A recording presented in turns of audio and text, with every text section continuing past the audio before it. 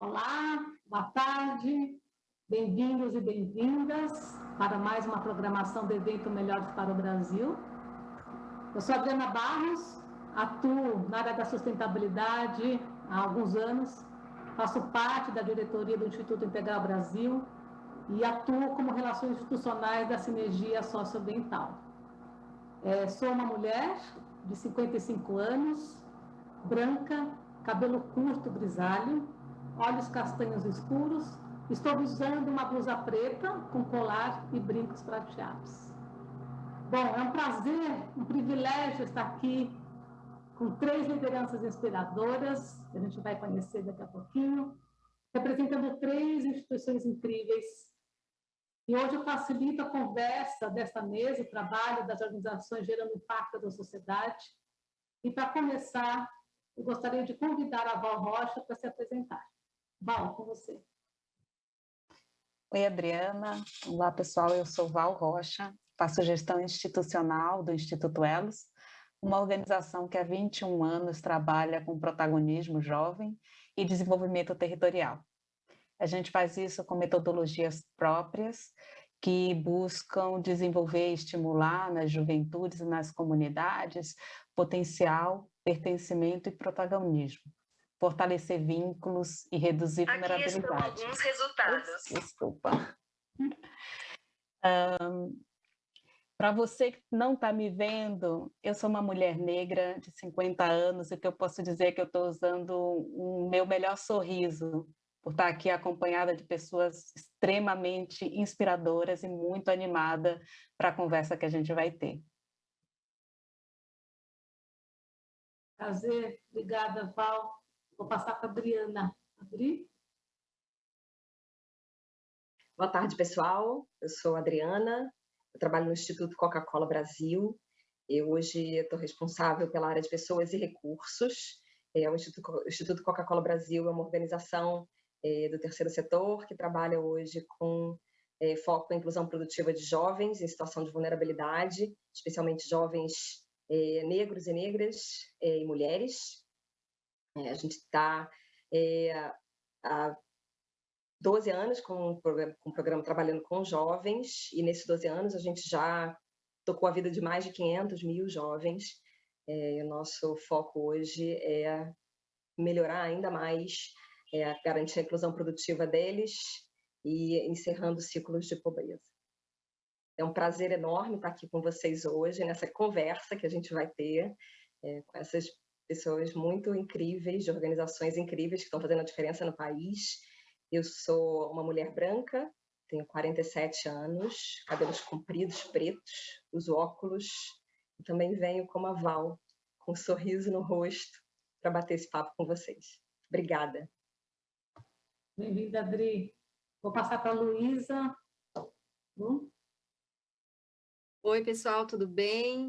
Meu nome é Luísa, eu estou representando hoje o Politize. O Politize é uma organização também do terceiro setor, e o nosso objetivo é formar uma geração de cidadãos conscientes e comprometidos com a democracia, e para isso a gente leva a educação política a qualquer pessoa, em qualquer lugar do Brasil. Então a gente tem uma plataforma online em que a gente leva conteúdos didáticos, acessíveis, plurais, gratuitos, sobre política para pessoas do Brasil inteiro. A gente forma lideranças cidadãs também, a gente tem um programa de formação de lideranças, que está com inscrições abertas, aliás, e a gente também trabalha, mais recentemente, levando a educação cidadã para o ensino médio, para a educação básica. Eu sou uma mulher de 26 anos, cabelos castanhos compridos, e eu estou com uma blusa branca de golinha. E é um prazer estar aqui hoje também com essas mulheres incríveis para falar um pouquinho sobre essa temática que é tão importante aí para a democracia que a gente vive hoje. Então é isso. Bem-vinda, Luísa. Obrigada. Bom, quando a gente estava preparando essa mesa aqui para vocês, essa discussão, essa conversa, uma coisa que a gente percebeu foi que o jovem estava presente nas 3 instituições, né, na fala tanto da Val, da Luísa e da Adriana. E, então, um pouco desse olhar que a gente vai trazer nessa conversa de hoje. Então, quanto a importância, né, do jovem, do protagonismo jovem, e acho que desejo que a gente faça uma boa conversa, e vocês que estão nos ouvindo, aproveitem, curtam toda essa expertise, né, esse olhar tão rico que elas vão trazer. Bom, para começar, eu vou trazer um contexto, né, uma questão aqui para a gente debater, pensando assim, o país, o Brasil, né, é um país sempre muito jovem, a população jovem sempre foi, em sua grande maioria. Só que a gente tem uma previsão, a partir de 2030, inverter essa pirâmide, né? Quer dizer, então, um certo envelhecimento, vamos dizer assim, dessa população.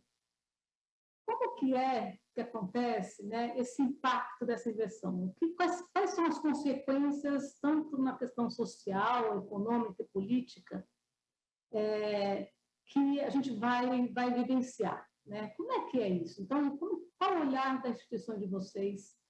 Como que vocês, como organização de impacto, né, veem a importância do protagonismo do jovem frente a essa nova situação, né, desse novo contexto que já está sendo previsto? Eu vou passar para a Val para começar contando para a gente. Oi, Adriana. A gente está há alguns dias conversando sobre esse tema, né, que está no centro das nossas organizações. E, para início de conversa, eu queria dizer que, do mesmo jeito que o Politize e o Instituto Coca-Cola, o Instituto Elos acredita na juventude. E isso nos motiva, né? Isso nos move. É por isso que a gente escolheu trabalhar com a população jovem. Ao mesmo tempo, a gente tem uma perfeita consciência de que a juventude é uma condição transitória. Então, a gente está trabalhando com esses jovens, considerando que todos eles e elas serão parte da sociedade onde a gente vive. E acreditando que essas pessoas são capazes de participar das tomadas de decisão, do desenho da sociedade que a gente vive. Então, quando a gente está trabalhando e traz esses jovens para discutir, nunca é como se eles fossem café com leite, é levando a sério. É por isso também que a gente traz interlocutores em programas como o Guerreiro Sem Armas. A gente vai trazer jovens do mundo inteiro, de mais de 50 países, para se debruçar sobre uma situação real, conhecer uma comunidade de verdade e discutir problemas que se revelam na realidade de uma comunidade, de uma pequena convivência, mas se refletem no mundo inteiro. São temas altamente relevantes. E essas discussões são transversais. O convite para que estejam ali representantes de universidades, representantes de governos, é exatamente para que essa juventude possa sentar à mesa com grandes players para discutir o destino deles mesmos, delas mesmas e da sociedade. A mudança, para que haja transformação social, inovação social, a gente precisa que essa conversa ela seja intersetorial, ela seja transgeracional, ela seja diversa. Eu acho que dá para a gente começar essa conversa por aí. Adri, vou pedir para você pegar o gancho aí da Val, acho que está tantas situações importantes. Como é que você vê? Super, Adri, esse dado que você trouxe na sua fala sobre a inversão da pirâmide, né, o fim do bônus demográfico e esse envelhecimento da população, ele foi o que guiou o desenho da nossa nova estratégia, ele foi a gente estudando sobre jovens, esse dado a gente se deparou com o estudo do Banco Mundial, que trazia urgência em trabalhar com essa juventude, o estudo falava que não havia mais tempo, era a hora de trabalhar, era agora.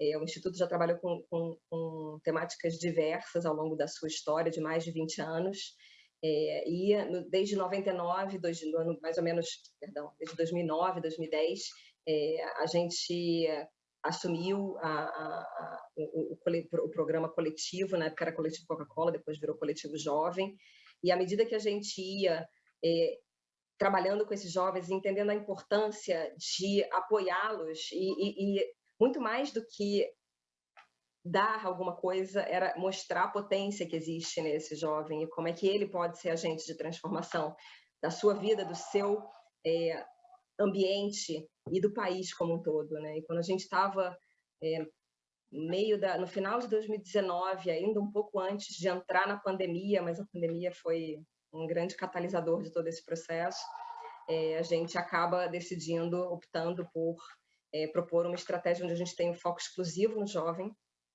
E falando de inclusão produtiva, isso que você traz, quando você traz que o país está envelhecendo, a perspectiva é que a partir de agora, de agora até 2030, você tem, sempre houve uma população, a maior parte da população era a população economicamente ativa e que conseguia gerar riquezas que conseguissem sustentar as outras parcelas da população que não geravam riquezas. O envelhecimento da população coloca isso em risco. E hoje tem um dado da FGV Social de 2020, um dado da FGV Social, um estudo que ela publicou em 2020, fala que 1 em cada 4 jovens hoje nem estuda nem trabalha. Na conversa com a Val, que a gente teve recentemente, ela até falou que não acha esse termo nem um termo muito pejorativo, a gente concorda. Não é pensar que esse jovem nem estuda nem trabalha e ele não está atuando de forma, não está sendo protagonista da sua vida e atuando, sendo ativo no crescimento do país, mas pensar que 1/4 da população brasileira tem um potencial enorme para ser destravado. Imagina a potência, a capacidade produtiva que esses jovens despertando para sua relevância, para sua capacidade, para sua potência, o que isso não pode gerar em termos de crescimento para o país do futuro. O nosso olhar é sobre isso. A gente trabalha com jovens de hoje de 16 a 24 anos, despertando neles esse olhar de futuro, das suas potências, do que eles podem fazer pelas suas vidas, pelos seus ambientes e pelo país. E também, muito importante, a partir desse novo olhar, dessa nova estratégia, como que a gente envolve também, a Luísa falou isso, é totalmente intersetorial, como é que a gente envolve, como é que a gente também trabalha de forma muito articulada com outros setores, com empresas, conectando empresas, governos, e como é que todos juntos somos parte da transformação que precisa ser feita, e convidando e trazendo esse jovem, colocando ele no centro, para que ele entenda a sua potência, busque os caminhos e possa ser parte ativa nessa transformação. Obrigada, Adri. Luísa, e o Politize, como é que vê essa questão do protagonismo desse jovem? Acho que você tem muito que falar aí. Legal, gente. Eu vou trazer uma perspectiva um pouco mais relacionada mesmo com a importância desse protagonismo. Então, antes de tudo, acho que eu estou muito feliz de estar aqui para poder falar hoje, porque eu sou uma pessoa que eu me considero uma pessoa jovem, não tão mais jovem, né? Não tenho 18, 19 anos, mas ainda assim jovem. E eu fico feliz de trazer essa perspectiva de uma organização que é composta majoritariamente por jovens e que trabalha muito com jovens também. A gente tem muitos jovens na nossa organização e acho que a nossa equipe mesmo, a pessoa mais velha deve ter os seus 34, 33 anos. Então, realmente, são pessoas majoritariamente jovens. Primeiro, eu acredito que a gente tem um elemento histórico. Então, assim como a gente tem um débito em diferentes contextos sociais, a gente tem um débito com a juventude. A juventude ela nunca foi muito respeitada em um espaço com protagonismo e com uma voz potente de fato. A gente não considera muito que um jovem que o jovem pensa é tão importante quanto o que um adulto pensa, e isso é um pouco triste. Então, nós seres humanos, todos temos um lugar de fala, algo a contribuir, uma vivência, uma trajetória, independente da nossa idade.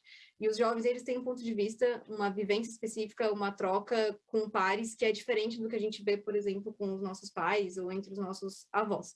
E os jovens, assim como todos os outros grupos da sociedade, eles merecem também ser ouvidos, e historicamente eles ainda estão lutando por esse espaço, e confrontando esse modelo mental que o jovem não sabe muita coisa. E, na verdade, eles sabem muita coisa. Então, eu, por exemplo, cresci muito ouvindo. Quando você crescer, você vai entender de determinado assunto, né? Sendo que, na verdade, eu poderia estar me perguntando o que você pensa sobre isso, né? E até meio que incitando esse pensamento crítico. Em segundo ponto, eu acho que a gente tem também uma questão geracional. Eu acho que é importante pensar, né? Qual adulto que a gente quer deixar no planeta? Então, muito sobre o que a Adri falou, né? Essa questão de esse jovem que, com a inversão da pirâmide etária, vai passar a liderar. Então, qual é essa liderança que a gente quer construir hoje, né? Então, a gente sabe hoje que a construção no período da infância e da juventude, ela molda muito aquela pessoa que vai vir a ser um adulto algum dia. E os jovens, eles têm eu acho isso muito belo, pelo menos, essa beleza deles serem mais flexíveis até determinada idade. Eles não têm essa fase que, quando a gente chega na fase adulta, as coisas ficam mais cristalizadas. e a gente passa a ter personalidades, opiniões muito definidas e não consegue tanto assim ser uma metamorfose mais ambulante, como falava o Raul Seixas, né? Então, dar um protagonismo para os jovens, basicamente a gente está formando os adultos que a gente quer ver no futuro e dar esse espaço para eles. E aí a gente tem essa questão da geração, porque se a gente não ouvir os jovens agora e deixar esses jovens à margem da sociedade, a gente vai passar a ter adultos e lideranças que cresceram à margem da sociedade, o que também não é algo positivo. Então, a gente precisa refletir qual é o legado que a gente quer deixar para a próxima geração, e como dar esse protagonismo para esses jovens, e mais ainda, pensar nas bases que esses jovens precisam para poder exercer esse protagonismo, porque é muito fácil falar para o jovem, vai lá ser protagonismo, vai lá exercer liderança, sendo que ele não tem segurança, ele não tem alimentação de qualidade, ele não tem carinho, ele não tem amor, enfim, ele não tem toda uma base de apoio que esses jovens possam estar se desenvolvendo. Então, é meio que um ciclo que tem que começar em algum lugar e continuar se alimentando, né? Então, a gente formar lideranças para que essas lideranças pensem nas próximas lideranças e desenvolvam toda essa base de apoio para que ela possa ser uma ferramenta cíclica positiva. E, finalmente, eu acho que a gente tem a questão da essência da juventude, que a Adri acabou de falar também. A juventude é um momento muito, muito lindo, assim, é um momento que tudo é novo e que até biologicamente a gente tem mais energia, mais disposição também para talvez até corrigir questões que às vezes as pessoas mais velhas já não têm tanta paciência e a crença de que é possível, né? Então, o jovem tem aquela questão inspiracional, de mostrar que as coisas são possíveis. Então, eu também escuto muitas vezes, até dos meus pais, falando que isso não tem mais jeito, não tem mais esperança mesmo, o mundo está acabando. Eu sou uma pessoa que eu uso redes sociais até como uma comunicadora, e muitas vezes eu vejo comentário de canais que eu sigo, de notícias, e é muito, o mundo está acabado mesmo, não tem mais solução, e eu acho que a gente tem que reverter esse pensamento, e os jovens têm muito disso, né? Como eles estão iniciando, eles têm essa energia, e eles têm essa esperança, e eles passam essa esperança para as pessoas, o que é algo muito, muito bonito de se ver, e eu gosto de acompanhar. Então, eu acho que esses seriam aí uns 3 grandes tópicos que eu gostaria de iniciar o nosso encontro de hoje, para trazer essa importância do protagonismo jovem. Obrigada, Luísa.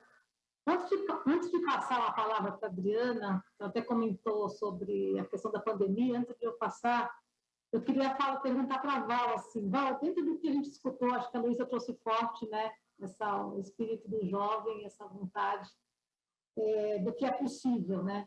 Dentro da sua experiência, Val, o que você entende como uma maior força desse protagonismo? O que está faltando? O que um recado final assim, que você poderia dar?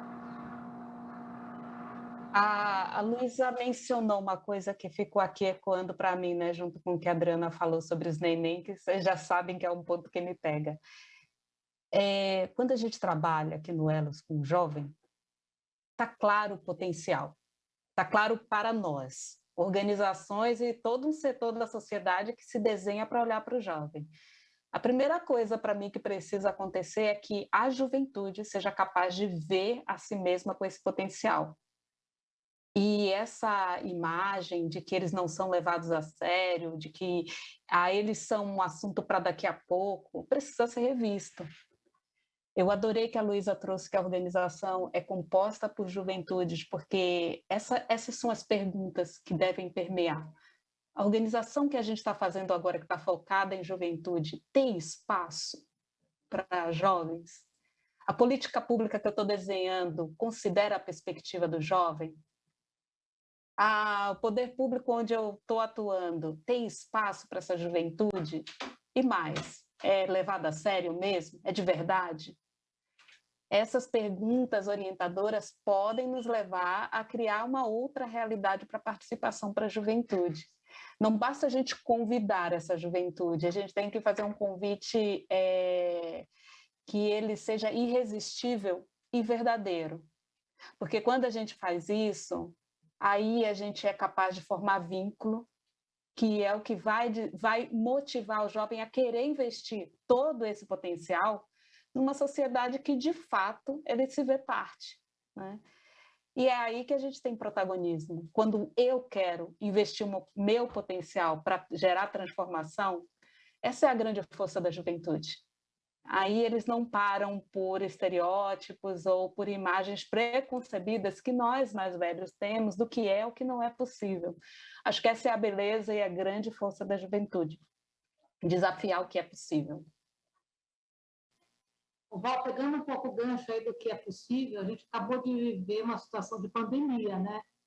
Em que deu um momento assim de nível global, né? Quer dizer, não foi só no Brasil, em que a gente se viu frente a um grande desafio, que era como conviver e passar por essa, né? E tanto que a gente vê em várias pesquisas o quanto o impacto foi grande, né? Você pensando até em questão do Brasil, nos efeitos sociais, na questão do desemprego, na questão educacional, né? No déficit educacional, que talvez prejudicou muitos jovens, né?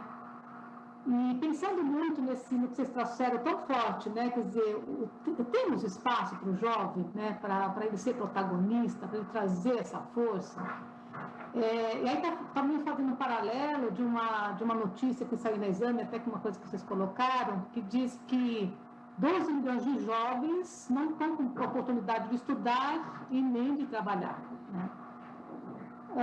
Pensando um pouco nas ações que vocês fazem na instituição, como fazer essa mudança, né? Quer dizer, o que as instituições de vocês estão fazendo para colaborar para que essa mudança aconteça, para dar esse espaço para esse jovem?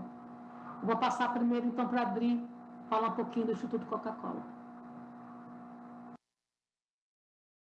Adri, antes de responder a sua pergunta, muito, muito linda a fala da Val. Assim, eu acho que o que falta muito para esse jovem é essa inspiração e essa vontade, esse querer, né? Porque muitas vezes ele mesmo não sempre disseram que ele não pode, né? Muitos ouviram a vida inteira que não podem. Então, como que você desperta nesse jovem primeiro o querer e depois mostrar para ele que ele pode, né? Acho que o Instituto vem trabalhando há muitos anos nesse caminho de mostrar caminhos, mostrar que é possível. Eu mesmo já tive interações com muitos jovens e já ouvi da boca de muitos jovens que nunca disseram que eu podia, nunca disseram que eu podia pensar em outra coisa, nunca disseram que eu podia pensar em fazer uma faculdade ou ter uma atuação de liderança na minha comunidade. Então, o Instituto vem trabalhando há muitos anos com esse olhar de despertar no jovem essas possibilidades, mostrar as possibilidades, mas indo além, como eu comentei, né? Acho que a pandemia sacudiu todo mundo, né? Acho que muitas organizações tiveram que se reinventar, se transformar. O Instituto a gente tinha uma atuação, antes da pandemia, a gente tinha uma atuação com esses jovens única e exclusivamente presencial. A gente tinha 70 salas em 70 comunidades em todo o país. A gente estava naquele momento em 15 estados e a gente tinha uma interação, eram programas que giravam em 4 ciclos ao longo do ano. Já era naquele momento considerado um programa de escala, cerca de estava na casa dos 30 e poucos mil jovens por ano que passavam por essa formação, e a gente também se alavancando muito da potência da marca Coca-Cola e da sua enorme cadeia de valor para conectar esses jovens com oportunidades de emprego. Porque a gente também já ouviu de muitas organizações que trabalham com jovens, que chamar o jovem é uma parte, mas abrir porta de empresas é uma parte também, é um grande desafio para essas organizações. A gente, então, na pandemia, vendo os desafios que se colocavam principalmente para esses jovens em situação de vulnerabilidade, que realmente ficaram totalmente sem acesso a continuar estudando, oportunidades de emprego cada vez, né, mais escassas. A gente conseguiu colocar de pé uma formação online, o coletivo que se chamava, né, dentro do coletivo jovem, a gente coloca de pé o coletivo online, um programa desenvolvido com a metodologia de nanolearning, que são pílulas, conteúdos em pílulas para garantir a retenção e o engajamento do jovem nessa formação, via WhatsApp, também sabendo que o WhatsApp é uma plataforma acessível, então conseguindo chegar a mais jovens. A gente, ano passado, conseguiu impactar e mais de 50 mil jovens se formaram, e no momento que eles se formam, eles entram numa base nossa de vagas que a gente trabalha junto com as empresas. E aí vem a outra parte, Adri, que você falou, que muitos deles, de fato, ficaram sem oportunidade de estudar, mas eles têm tiveram ainda mais dificuldade de conseguir esse primeiro emprego. E é interessante porque muitas empresas pedem para um primeiro emprego, para uma porta de entrada, um primeiro emprego, pedem experiência, pedem uma série de requisitos que esse jovem muitas vezes não tem como preencher. E isso afasta ele cada vez mais da possibilidade de ser inserido nessa roda, né? Que vai ser uma vida de conseguir gerar renda para conseguir continuar crescendo. Então, a gente também vem trabalhando muito forte com as empresas. Também em 2020, ainda lá no primeiro ano da pandemia, a gente lança o Pacto Coletivo pelos Jovens. É um movimento que hoje é incubado pelo Instituto, que chama as empresas a pensar no seu papel, também como agente de transformação, para promover o desenvolvimento, a inclusão e o desenvolvimento desses jovens, sabendo que da importância disso, inclusive, para a manutenção dos seus próprios negócios no médio e longo prazo. Quem são as pessoas que vão tocar esses negócios? Como é que a gente, todas as esferas, como toda a sociedade se envolve no cuidado desse jovem, no desenvolvimento desse jovem, e entender também, a gente trabalha muito com esse processo de escuta, o que esse jovem precisa hoje, o que ele demanda hoje, para que a gente possa seguir trabalhando com essas duas partes e conectando essas duas partes tão importantes. O jovem com toda essa potência que a Val e a Luísa trouxeram de transformar, mas que muitas vezes não sabem o caminho, as portas se fecham das oportunidades, porque pedem coisas que eles não têm, e isso cada vez deixa eles mais à margem da sociedade, com menos possibilidades. Como é que a gente inverte esse ciclo? Como é que a gente transforma isso num ciclo muito positivo e virtuoso, onde o jovem tem acesso, onde as empresas se engajam no desenvolvimento desses jovens, onde elas quebram barreiras de entrada e vieses e preconceitos que fazem com que esse jovem não tenha possibilidades, porque realmente é mais difícil. Então, a gente vem trabalhando muito fortemente nessas duas frentes, de mobilizar jovens e esse chamado irresistível, como disse a Val, de mostrar para ele quais são as possibilidades e a potência que existe, como ele pode trilhar esses caminhos, porque muitas vezes falta referência, e, por outro lado, como que as empresas também se conscientizam do seu papel e do que elas precisam mudar para que a gente possa, sim, fazer esse casamento perfeito e transformar esse movimento num ciclo virtuoso aí para todos, para a sociedade, para o país e para o futuro de todos nós, né? Que seja, de fato, o país que a gente quer viver, que a gente possa construir ele. Bacana, Bri. Vou passar para a Luísa. Luísa, como é que você vê a gente criando esse ciclo virtuoso?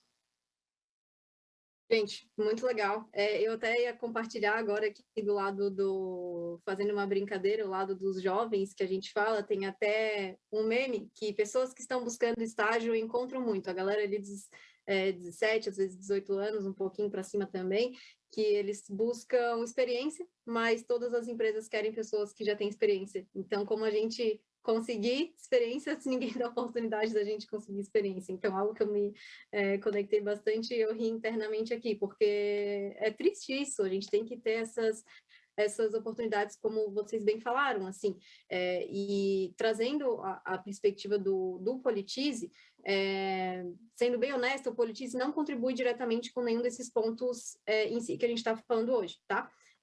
Os nossos programas, eles não são voltados para combater esses imensos problemas públicos, como o da defasagem educacional e da empregabilidade, por exemplo.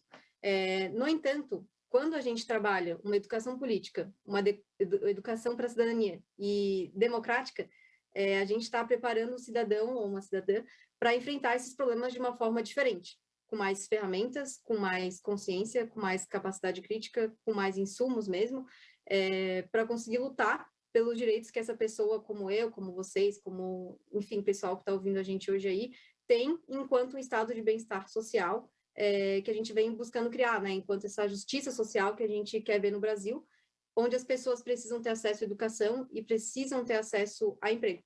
Então, a partir desse momento em que a gente mostra para as pessoas que isso envolve uma busca por um Estado realmente justo e democrático, que isso envolve luta pelas coisas que a gente acredita, que envolve botar a mão na massa e ser um protagonista da nossa cidadania, e que isso envolve cobrar também os tomadores de decisão.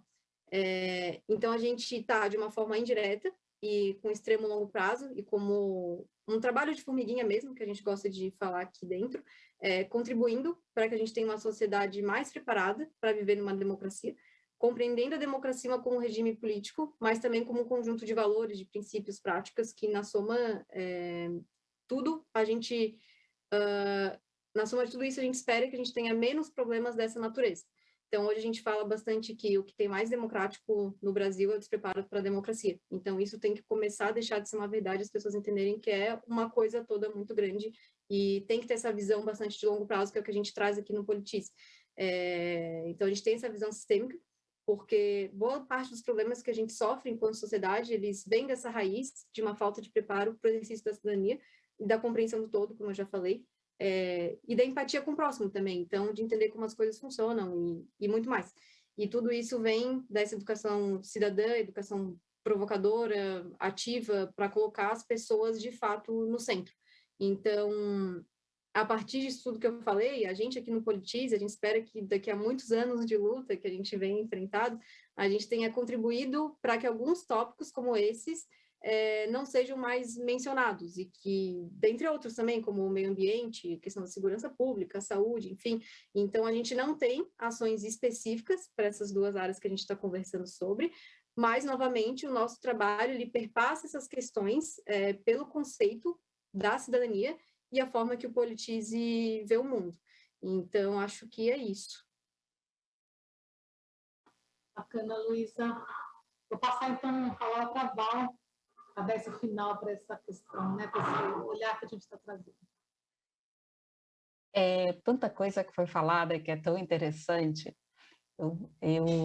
Bem, a gente tem uma atuação aqui no Elas que é bem limitada, né? O que a gente faz é sempre voltado nesse mantra de potencial, pertencimento e protagonismo.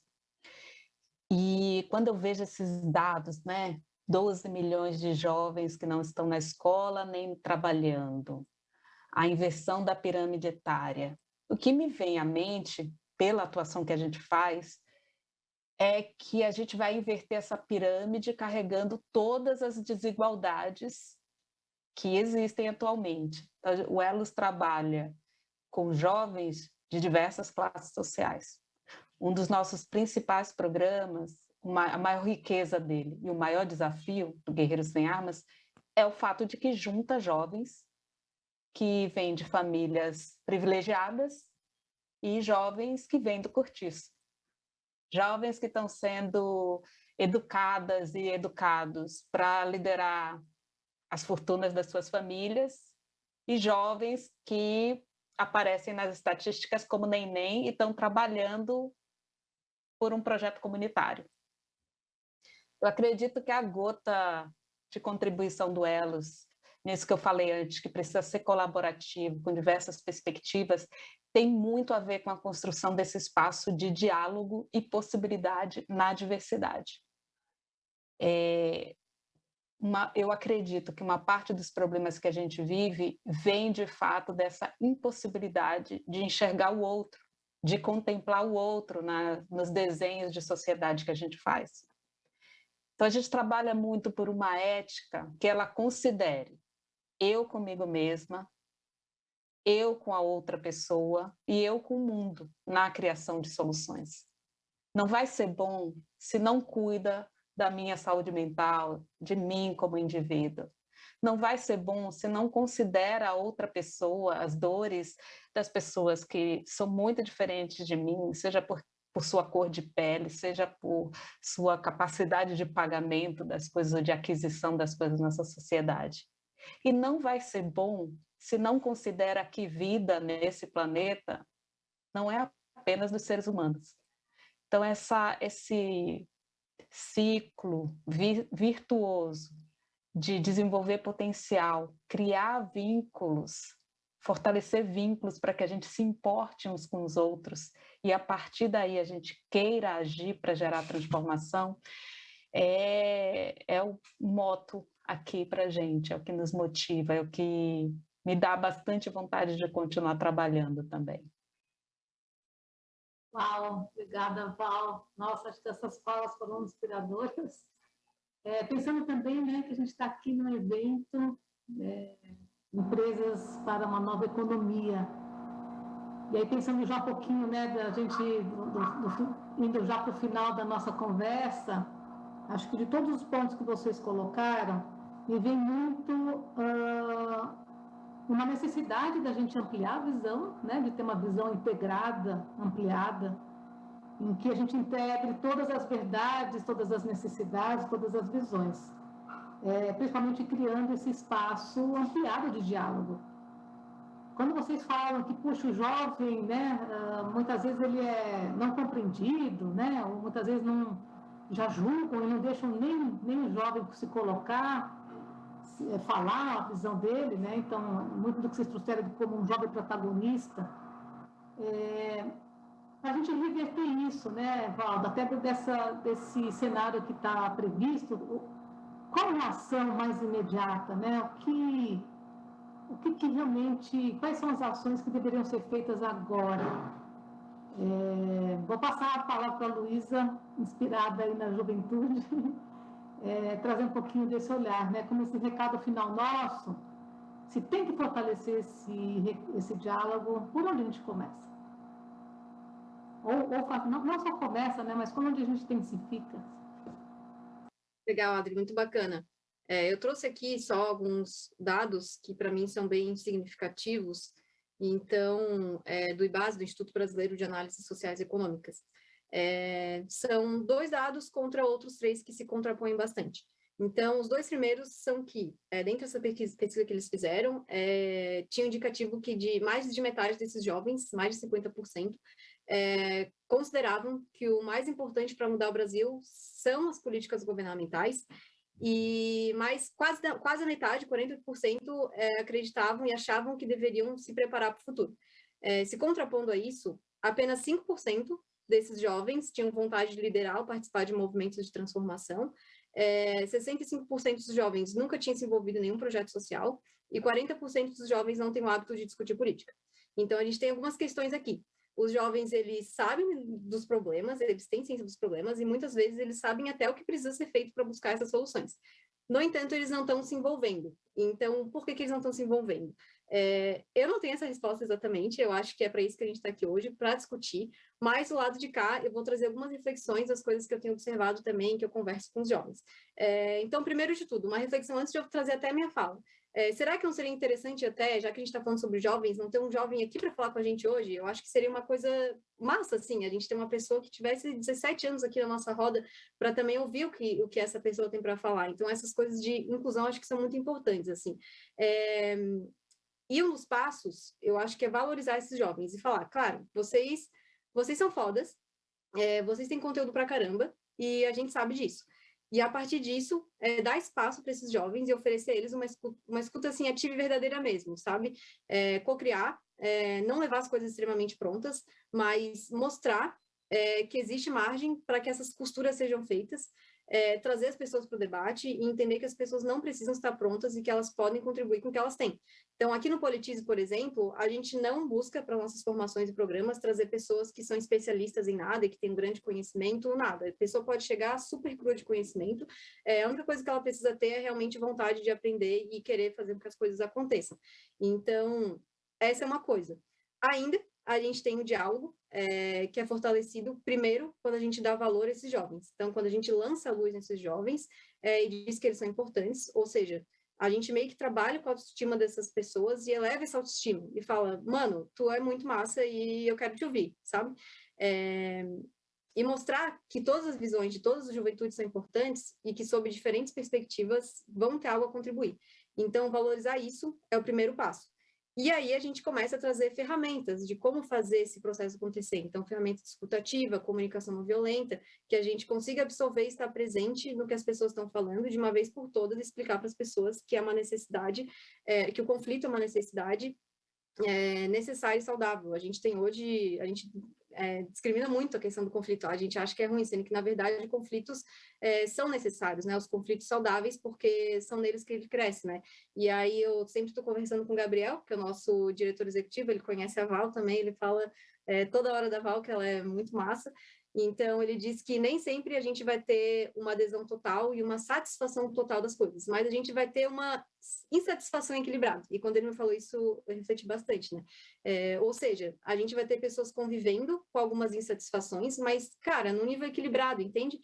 Não em um nível que impede que a gente tenha civilidade, que impeça que a gente tenha o respeito, que impeça que a gente tenha convivência. Pelo contrário, vai ser uma satisfação equilibrada que, na verdade, vai fortalecer essas questões. E num diálogo, a gente tem que equilibrar essas emoções e sentimentos, porque é impossível todo mundo concordar com tudo. E isso acho que é uma visão que a gente tem muito hoje.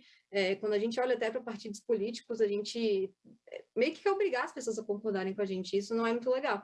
E se isso acontece, a gente tem que desconfiar. Quando a gente está num lugar em que todo mundo concorda, a gente tem que desconfiar, porque pode ser uma demonstração que provavelmente a gente está inserindo em uma bolha social. Então, a gente tem que também furar essas bolhas. E aí, respondendo a pergunta, né, o que a gente pode fazer agora, né? Então, eu acho que trazer essa galera para o centro, jogar um jogo franco mesmo, mostrar que todo mundo tem valor, ouvir todo mundo, não criticar as pessoas imediatamente, não julgar as pessoas imediatamente, tentar entender de onde vem essa pessoa, o que ela pensa, buscar entender a raiz do pensamento dessas pessoas, parafrasear essas pessoas para compreender o que elas disserem, e, enfim, como eu já falei, furar bolhas, né? Então, a gente se colocar num lugar em que a gente se sinta confrontado, no bom sentido, é claro, e que as pessoas vão pensar diferente da gente, porque isso vai fazer a gente crescer, né? Então, isso é um pouco do que o Politize faz. A gente tem uma rede bem grande de pessoas que pensam diferente umas das outras, e é muito legal ver isso se concretizando aqui dentro. E o que une elas é a defesa pela democracia. Então, cada pessoa pensa na democracia, na defesa de como essa democracia deve ser de uma forma diferente. E elas dialogam e elas têm essas ferramentas práticas para isso, né? Então, quando eventualmente alguma coisa não sai da forma muito legal, como a gente espera, a gente aparece, a gente dá feedbacks, a gente constrói junto esses feedbacks, porque realmente é uma construção contínua, né? E acho que para finalizar minha fala mesmo, é importante trazer a perspectiva que ninguém aprende a dialogar na escola. É muito raro a gente aprender a dialogar na escola, né? Agora que a gente começa a falar dessas questões. Mas eu, por exemplo, na escola não tive nenhuma aula de cidadania, de política, de diálogo, enfim, de debate. E raramente a gente aprende a dialogar também no ambiente familiar, né? Fora alguns pontos aí que são também fora da curva. Isso é um pouco raro também na nossa atualidade. Assim como a gente sabe que alguns ensinos, como educação política, educação sexual, educação financeira e outros conhecimentos para a realidade, fundamentais para a nossa realidade, eles estão em falta, a educação para o diálogo, para a escuta, para a colaboração também é difícil hoje, ainda mais na nossa sociedade que é tão individual, até egoísta e utilitarista. Então, são coisas que a gente, como sociedade, como organizações, acho que as meninas podem trazer a visão delas também, mas como organizações, a gente precisa aí dar as mãos e começar a valorizar mais e inserir esses aprendizados que eu falei agora também nos espaços de aprendizagem, porque eles são bastante fundamentais para a gente conseguir desenvolver esses jovens e conseguir desenvolver uma sociedade mais crítica, mais que co-constrói, enfim, que se escuta menos raivosa, menos violenta, enfim. Então, acho que é um pouquinho disso, assim, as soluções que a gente traz hoje aqui no Politize mesmo e o que a gente leva também para o nosso programa e nossos programas, enfim. É isso. Obrigada, Luísa. Eu vou passar a palavra para a Val e depois para a Adriana. Vou pedir para vocês serem mais um pouco tempo, né? Dando a conclusão já na fala de vocês, a partir dessa conversa, da provocação da Luísa, tá bom? Val, com você agora. Obrigada, Luísa. Luísa, pelo amor de Deus, esse negócio de tanto o que você vai ser quando crescer, quanto o problema do primeiro emprego e de experiência, isso já era problema na minha juventude. Que raiva de ouvir que isso continua sendo um problema. Acho que isso me leva para o que eu acho que a gente pode fazer já. Tem um pouco a ver com o final aí da fala da Luísa. A gente precisa sair da nossa zona de conforto. E eu acho incrível pensar que tem organizações como as nossas que estão dedicadas a trabalhar com a juventude, e existem os espaços de juventude, mas para que haja mudança, todo espaço tem que ser de juventude.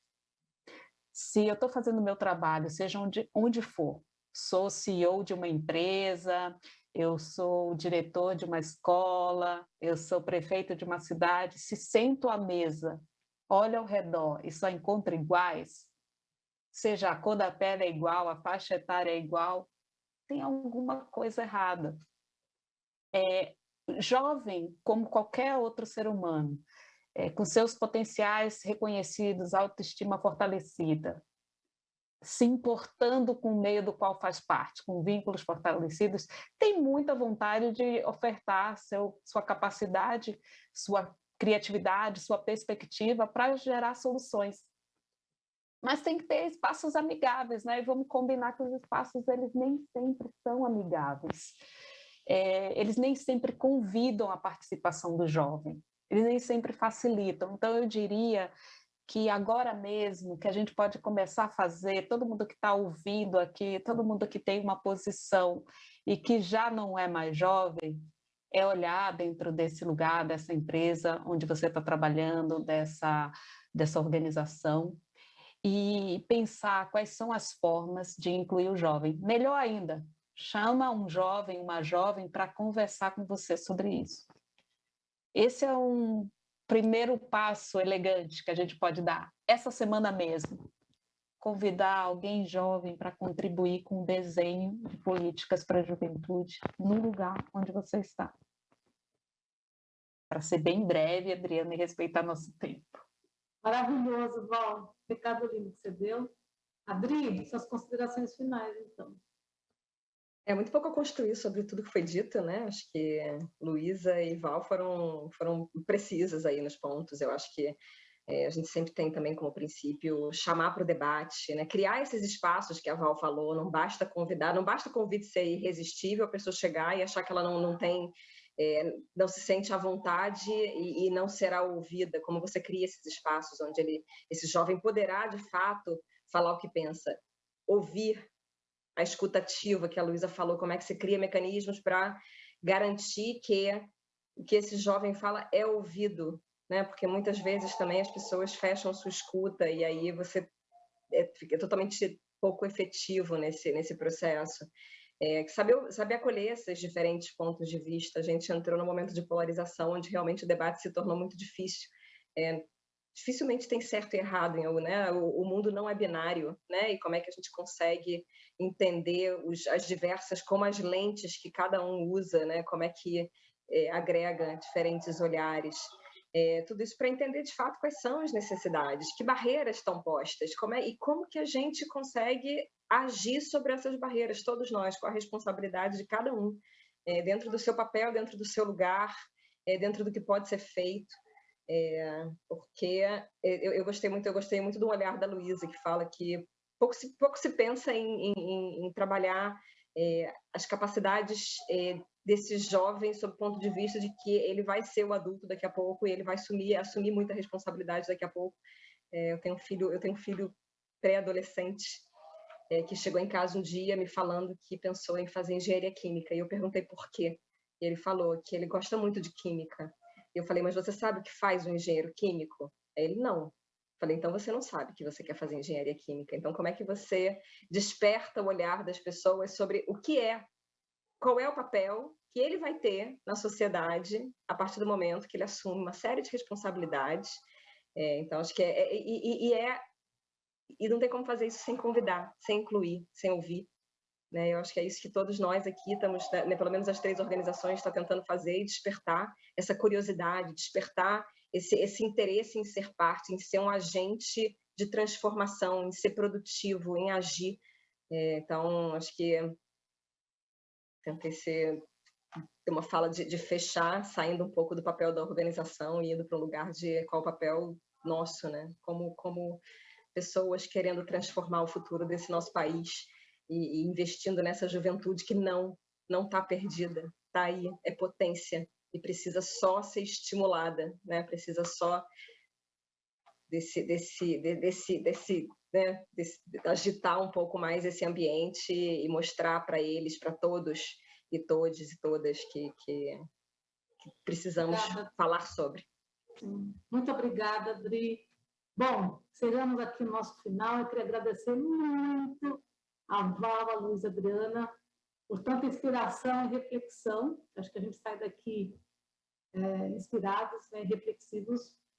E eu também queria agradecer a todos vocês, a todos e todas que nos ouviram nessa roda, dessa conversa, e agradecer também aos apoiadores e patrocinadores desse evento. Agradeço a Humanizadas por essa oportunidade de estar aqui representando o Instituto Integral Brasil. E nós vamos ter um pequeno intervalo e o evento volta às 19h10 no palco principal, com o tema liderança. Então, um grande abraço e até a próxima.